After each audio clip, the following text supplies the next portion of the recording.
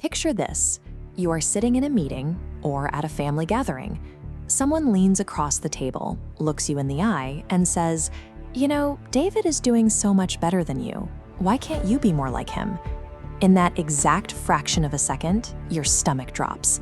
A hot wave of anger, shame, and sudden insecurity hits you all at once. This comparison is a tactic used to undermine your self-worth.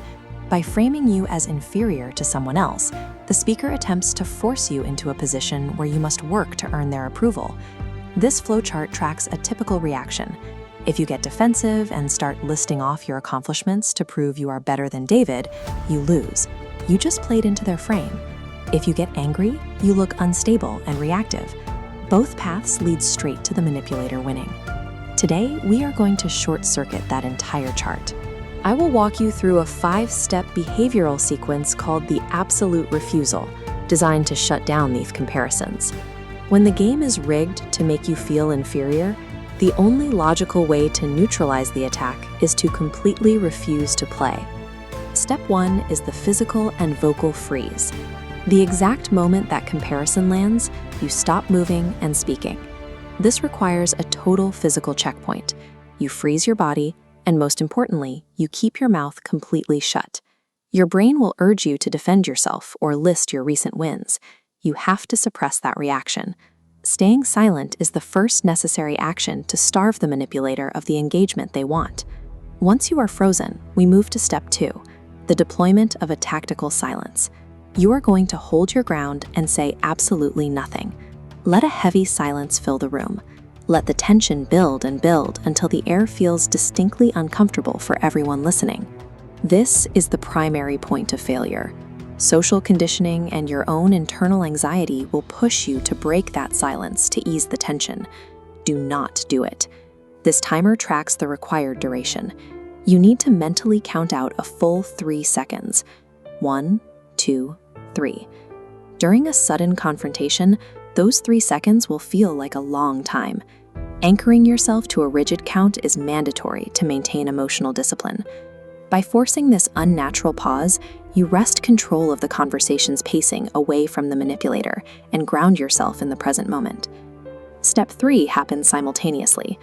While holding that silence, you establish a physical anchor by looking the person directly in the eyes. Keep your face entirely calm.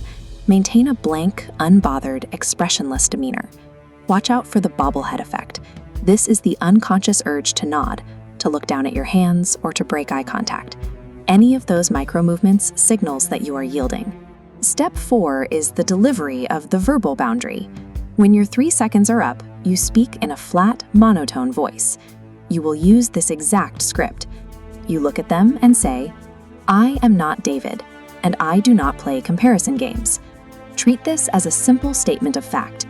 Prevent your voice from cracking or rising in pitch at the end, which can make a statement sound like a question. Finally, we execute step 5, the pivot. The instant you finish the sentence, you physically turn your body away from the manipulator. There are absolute rules here. You immediately go back to whatever you were doing. You do not wait for an apology, you do not await their response, and you do not offer any further explanation. By physically engaging in a new task or directing your attention to someone else, you demonstrate that the topic is closed. Linking a rigid verbal boundary with a physical dismissal stops the cycle of attack and response. It leaves the manipulator without an audience for their performance. The sequence is complete.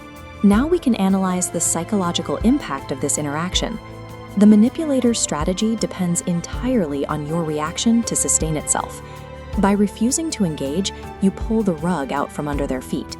Your total lack of reaction strips them of their influence. Without using a single insult, you have signaled that their comment was disrespectful and unworthy of your time. This scale shows the shift in the room's dynamic. All of the social pressure and awkwardness meant for you has now transferred directly onto the manipulator. This sequence is enabled by a specific mindset, the understanding that your self-worth is a constant. It is not dependent on someone else's success or an observer's opinion. Mastering the absolute refusal demonstrates how self-mastery can neutralize external attempts at social control. Integrate this strategy to ensure your reality remains defined by you, not by those